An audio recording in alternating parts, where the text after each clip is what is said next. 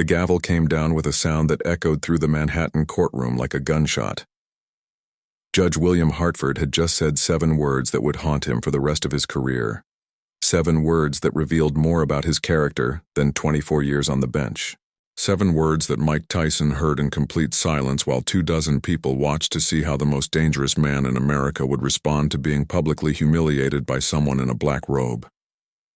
In 20 minutes, Judge Hartford would realize he'd made a terrible assumption. In 1 hour, he'd understand why assumptions can be more dangerous than any opponent Mike ever faced in a ring, and in 3 hours, he'd do something no judge in New York had done in over a decade: apologize to someone in his own courtroom.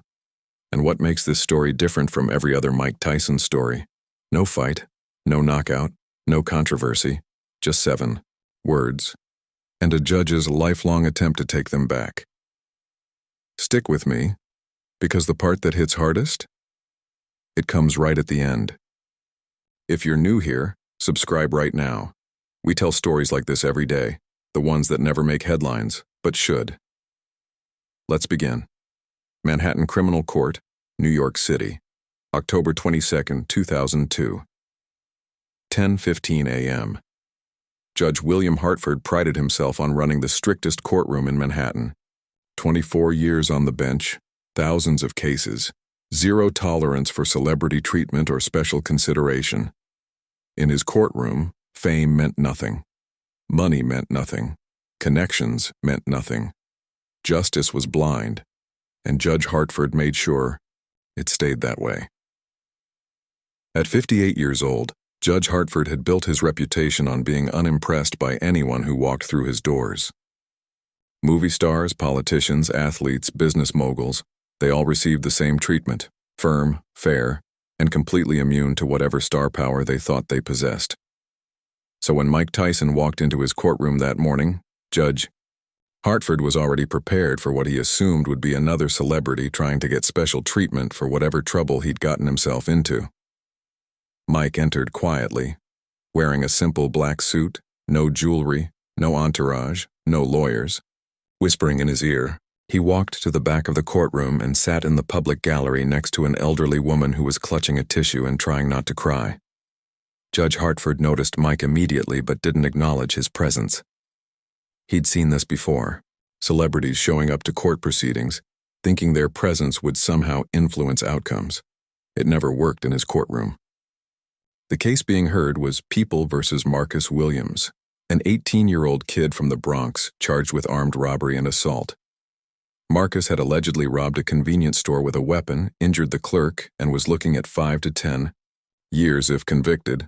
Marcus's public defender, Jennifer Rodriguez, was young, overworked, and clearly struggling with a caseload that included dozens of similar situations. She was doing her best, but everyone in that courtroom could see that Marcus was probably going to prison for a very long time. As the prosecution presented their case, Judge Hartford noticed that Mike Tyson was paying close attention to every detail. Not the casual interest of someone killing time, but the focused attention of someone who had a real stake in the proceedings. When the prosecutor described Marcus's background, no father, mother working 3 jobs, failing in school, running with the wrong crowd, Mike's jaw tightened noticeably. During a brief recess, Mike approached the defendant's table and spoke quietly with Marcus and his attorney.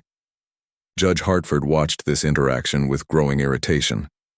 Celebrities thinking they could influence legal proceedings was exactly the kind of behavior that Judge Hartford had spent his career preventing. When court resumed, Jennifer Rodriguez requested permission to call a character witness for Marcus. "Your Honor," she said, "I'd like to call Michael Tyson to testify about the defendant's character and potential for rehabilitation." The courtroom went completely silent. Judge Hartford's expression hardened. "Ms. Rodriguez, this is a criminal proceeding, not an entertainment venue. I don't see how testimony from a convicted felon with a history of violence would be relevant to your client's case." Mike had been walking toward the witness stand but stopped when he heard the judge's words. Jennifer Rodriguez tried again. "Your Honor, Mr. Tyson has been working with at-risk youth for several years and has specific knowledge about the defendant's efforts to change his life." Judge Hartford's voice became colder. Ms. Rodriguez, let me be very clear about something. I don't care if Muhammad Ali himself walked into my courtroom. Celebrity status means nothing here. Mr. Tyson may be famous for hitting people, but that doesn't qualify him as an expert on rehabilitation or character. Mike stood at the witness stand waiting for permission to sit. Then those 7 words came. Mr. Tyson, you are nothing special in my courtroom. Judge Hartford looked directly at him. Mr. Tyson, I'm going to save everyone some time here. You're nothing special in my courtroom. Your fame doesn't impress me, your past doesn't intimidate me, and your presence doesn't influence me. If you have something relevant to say about this case that doesn't involve your celebrity status, you may proceed. Otherwise, I suggest you return to your seat. The words hung in the air like a challenge. Every person in that courtroom held their breath, waiting to see how Mike Tyson would respond to being publicly dismissed by a judge. Mike didn't raise his voice, didn't slam his fist on the stand, didn't storm out. He simply looked at the judge and said quietly but firmly, Your Honor, with all due respect, I'm not here as a celebrity. I'm here as someone who knows Marcus, who has worked with him, who has seen him try to change his life. If you'll allow me to testify, I believe I can provide information that might help you see the full picture of who this young man is. The courtroom remained silent. Judge Hartford leaned back in his chair, considering. Finally, he said, Very well, Mr. Tyson. Take the stand. But I warn you, if this turns into a spectacle, I'll hold you in contempt. Mike nodded and sat down. The bailiff swore him in. Jennifer Rodriguez began her questioning. Mr. Tyson, how do you know the defendant, Marcus Williams? Mike leaned forward slightly, his voice steady. I run a mentorship program for at-risk youth in the Bronx. Marcus came to me about a year ago. He was failing school, running with the wrong crowd, heading down a path I know all too well. I've been there. I know what it's like to make bad choices when you're young and feel like the world is against you. Rodriguez nodded. And what have you done to help Marcus? Mike continued. I got him back in school, helped him with his grades, got him a part-time job at a local gym, taught him boxing, not to fight, but to build discipline, confidence, self-control. He's been coming to my sessions every week, no misses. He's trying, really trying to turn his life around. The prosecutor objected. Your Honor, this is irrelevant. Mr. Tyson's personal experiences don't change the fact that the defendant committed a serious crime. Judge Hartford overruled. Let him speak. I'm interested in hearing this. Mike looked directly at the judge. Your Honor, I was once like Marcus, young, angry, making bad decisions. I spent 3 years in prison for it. But someone gave me a chance. Customato saw something in me, mentored me, turned me into a champion. I'm trying to do the same for kids like Marcus. Give them a chance before it's too late.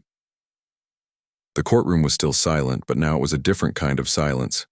The kind where people are listening, really listening. Rodriguez asked one more question. In your opinion, Mr. Tyson, does Marcus have the potential for rehabilitation? Mike didn't hesitate. Absolutely. He's made mistakes, big ones, but he's young. With the right guidance, he can change. I've seen it in him. I believe in him. The prosecutor cross-examined briefly, trying to discredit Mike's testimony by bringing up his own criminal history. Mr. Tyson, you've been convicted of rape. You've been involved in multiple violent incidents. How can you possibly be a role model for this young man? Mike met the prosecutor's gaze calmly. Because I've been there, I've made those mistakes, I've paid for them, and I've changed. If I can change, anyone can. The prosecutor had no further questions. Mike stepped down from the stand and returned to his seat in the gallery.